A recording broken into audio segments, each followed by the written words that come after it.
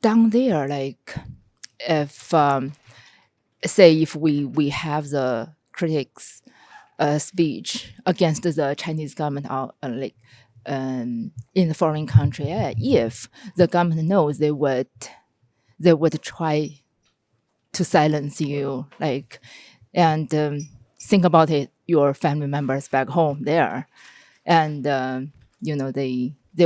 might get into trouble, like for whatever you said.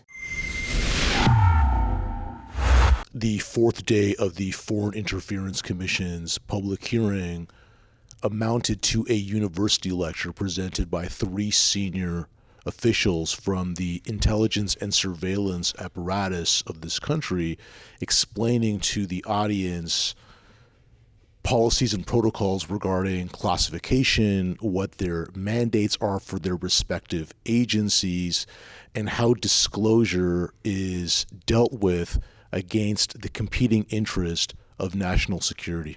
The Foreign Interference Commission was established against a backdrop of reports and allegations, mostly from within the political and media classes, of state interference and influence in Canadian politics, primarily coming from the Chinese Communist Party. Last month, I learned I was the target of a disinformation campaign in May of this year on the Chinese language social media platform WeChat.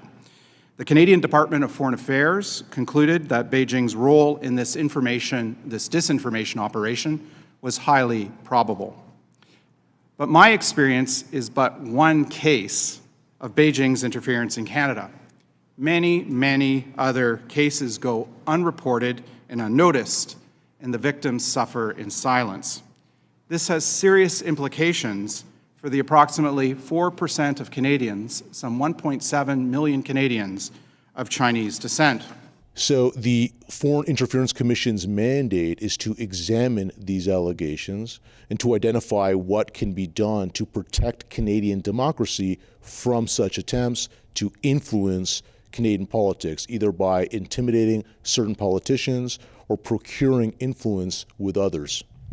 Neither the United States government nor U.S.-based institutions are on the menu to be examined as instruments or vehicles of foreign interference or foreign influence by this commission. It should be noted that a lot of left-wing politics get exported from the United States and primarily its institutions, media, academia, corporations, ostensible philanthropies.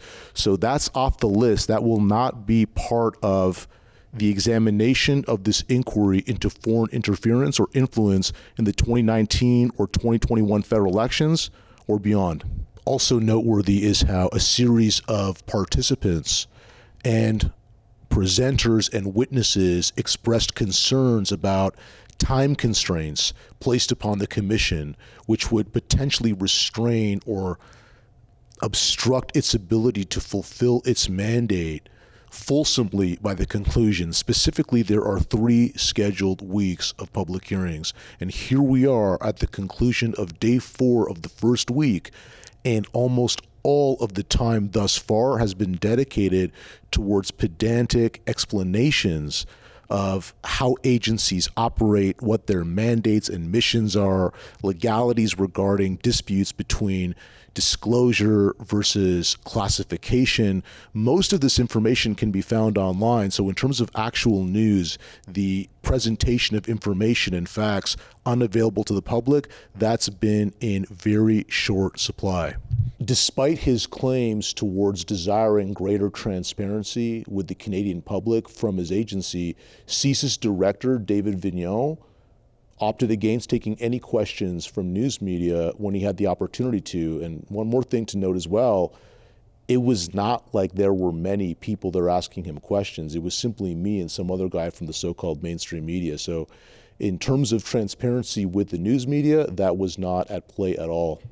I was fortunate enough to speak with a Canadian citizen of Chinese background. She's been in this country for 15 years, and she was explaining to me how WeChat, a dominant Chinese messaging app, is used by the CCP as an instrument of coercion and surveillance on the Chinese diaspora because apps that most of us are familiar with, WhatsApp, Facebook Messenger, Signal, Telegram, and so forth, are all banned across China. So for Chinese people living outside of the mainland who want to communicate with their friends, family, and loved ones back in China, they must use WeChat to do so.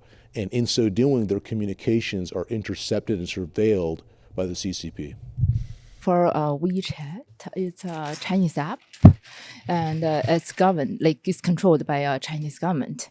And as we all know, like back home in China, there's like say for Facebook or Twitter or WhatsApp, and even Google is they got banned over there. Right. So if you have any friends or you have any relatives you want to communicate with them, you have to go through WeChat.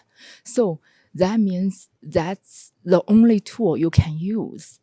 So you need to have it on your cell phone, or either you need to have it on your computer. However, the content, like you speak to your friends or the document you send over, those things would go through the surveillance tools. Basically, Privacy. yeah, the CCP intercepts those communications. Yes.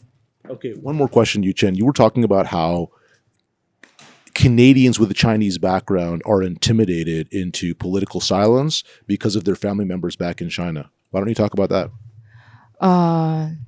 Like for us, like most of us, like most of the, like so far the first generation to immigrate in like in the foreign country. So most of us would have the relatives, like the family members back home. Right. So down there, like if say if we have the critics speech against the Chinese government, like in the foreign country, if the government knows, they would try to silence you, like, and think about it, your family members back home there, and they might get into trouble, like for whatever you said. Gotcha. Basically, the CCP uses Chinese people's family members in China as a sort of leverage point. Yes.